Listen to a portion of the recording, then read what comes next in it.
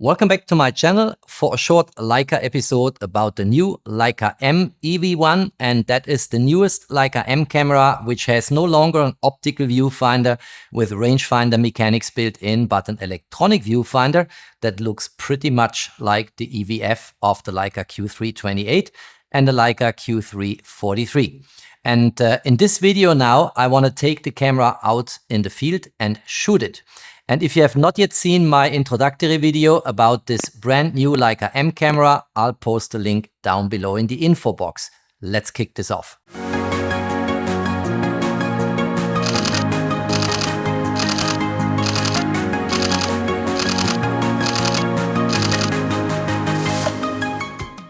If you have not yet subscribed to my channel, please do so, subscribe, hit the notification bell, like and share my videos. Many thanks for that.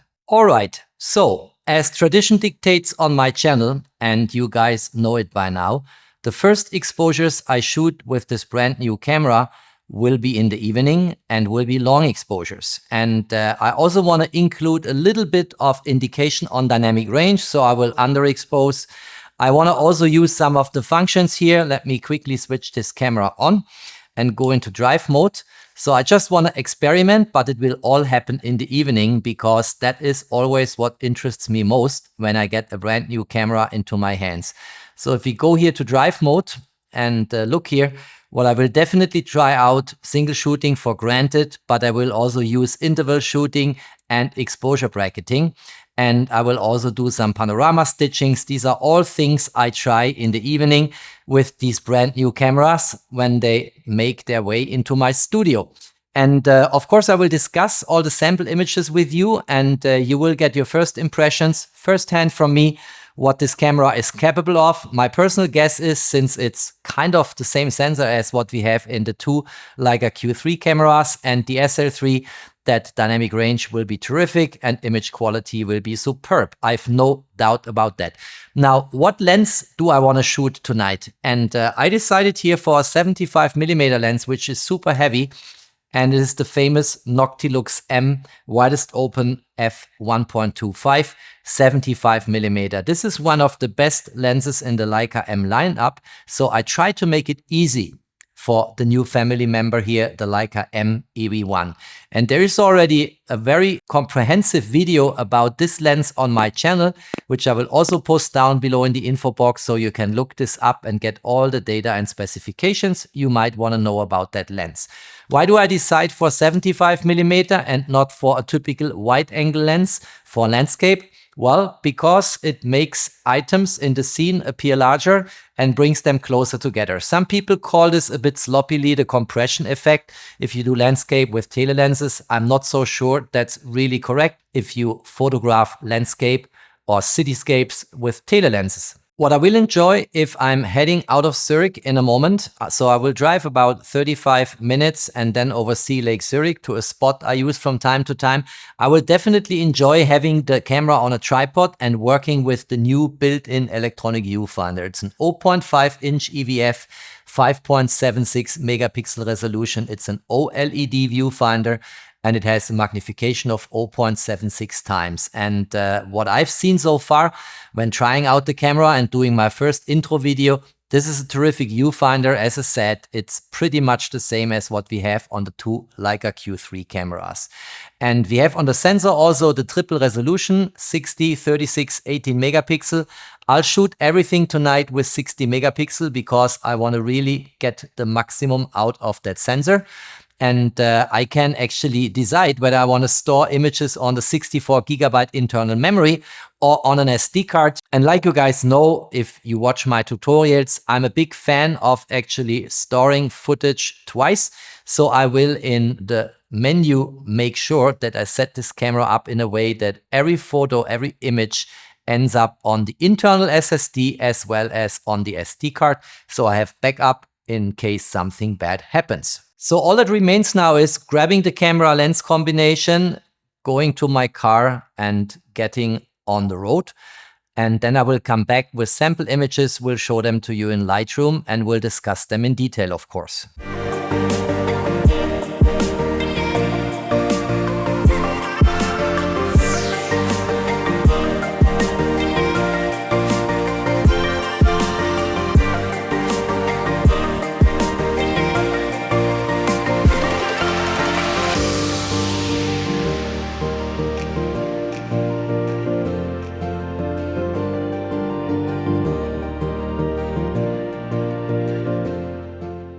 All right, let's share some footage, and I did only minor post-processing because one of my most favorite followers commented not too long ago, don't use the sliders too aggressively. So I will not use them aggressively. This is only minor post-processing here.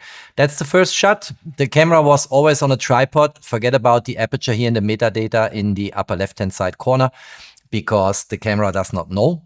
And you saw before in the little clips I played that I did shoot these landscape images typically at an f8, 1/25 seconds, ISO 100, which is the base ISO of the sensor in the Leica M EV1.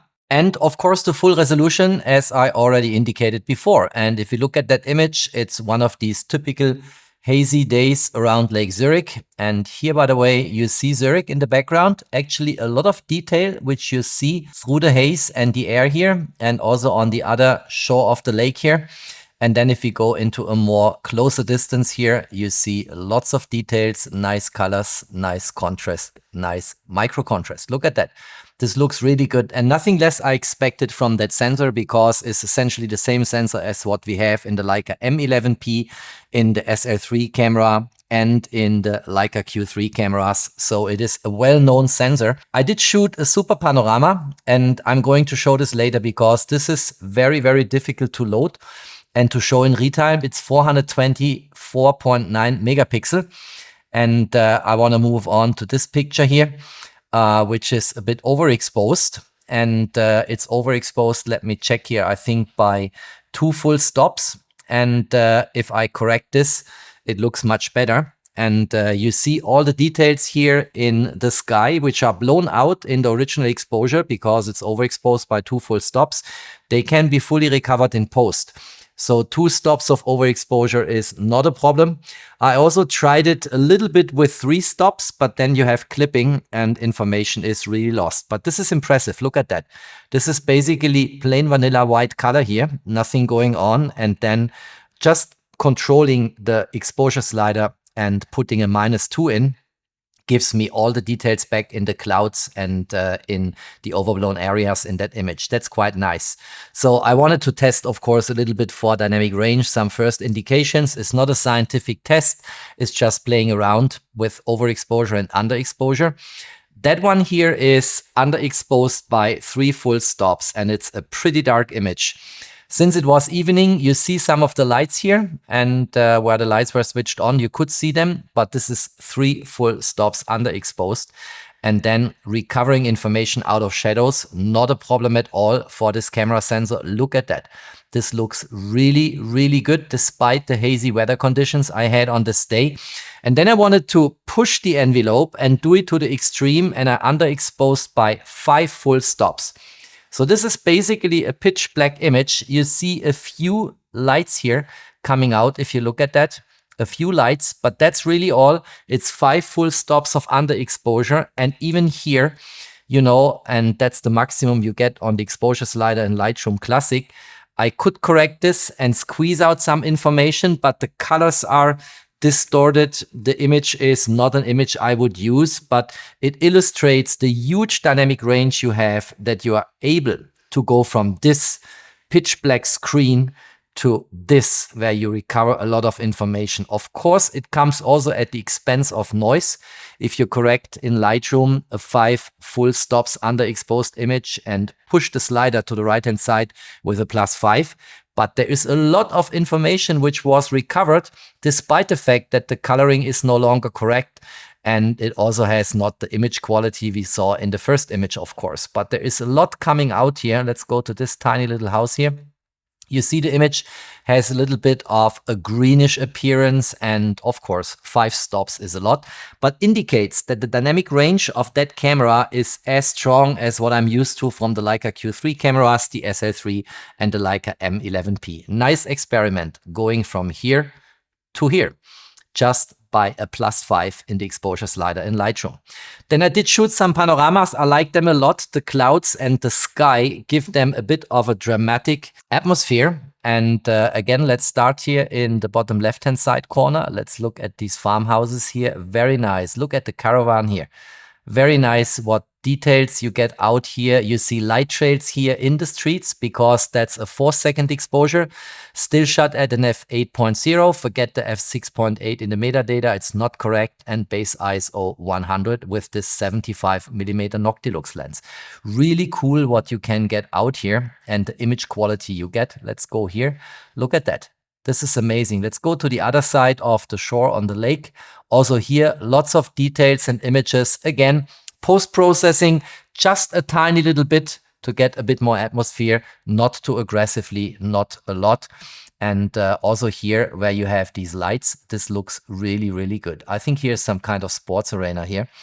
And as I said, the light trails look really good. Let's go back to them here. I think they were here.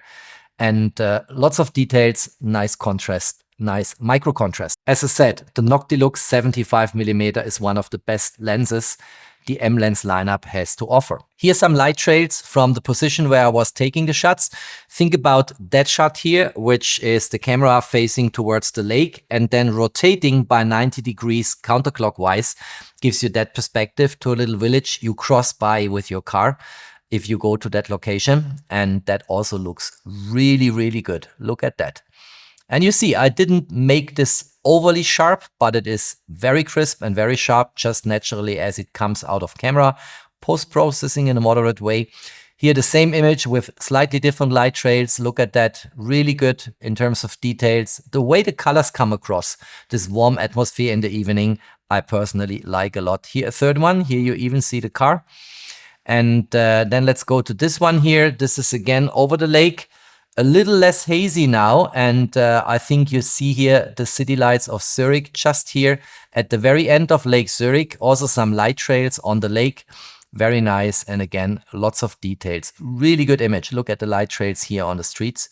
This looks really, really good. I'm happy with that because it confirms that the Leica M EV1 is as good as my other Leica cameras when it comes to dynamic range, shooting exposures in low light, and in general, everything I'm caring about when it comes to image quality. It's getting later and later in the evening here.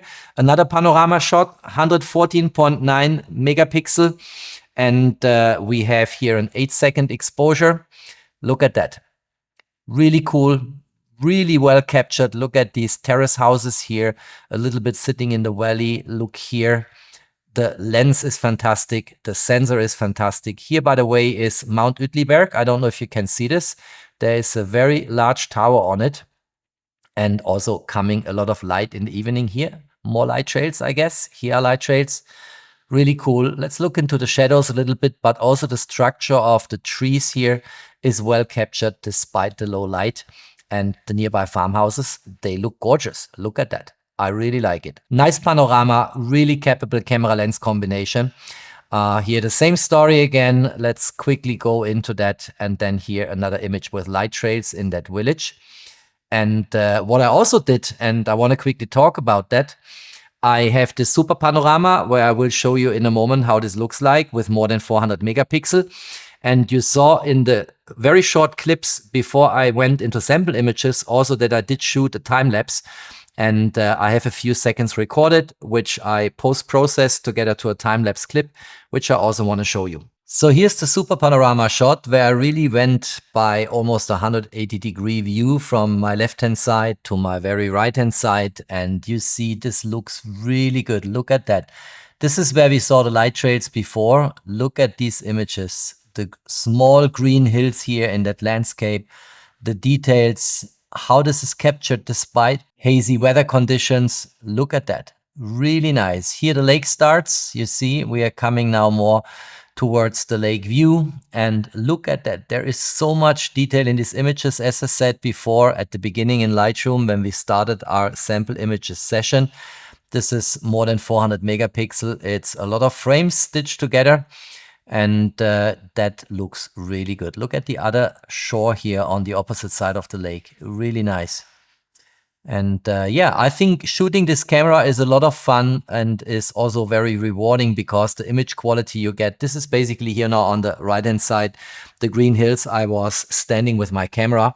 And it's amazing what detail you get here. Look at this. This is so long. until we come here to my very left-hand side with the small village where we saw from a later hour the light trails of cars passing by. Really cool. Let me now quickly show that time-lapse will be just a few seconds, and then let me conclude the video. And how do you get a time-lapse in the Leica M EV1? In the same way as with all these Leica cameras, you use the intervalometer and then you post-process them in your video cutting software.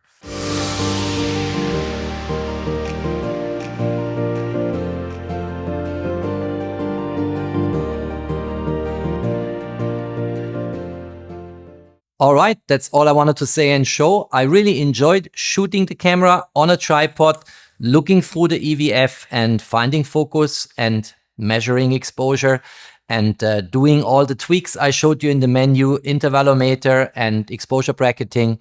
This camera has performed 100% in my opinion. The image quality is what we are used to from the Leica M11, the Leica M11P, from the Leica SL3 camera, as well as from the two Leica Q3 cameras. It is really what we are used to. It's just a different way of focusing.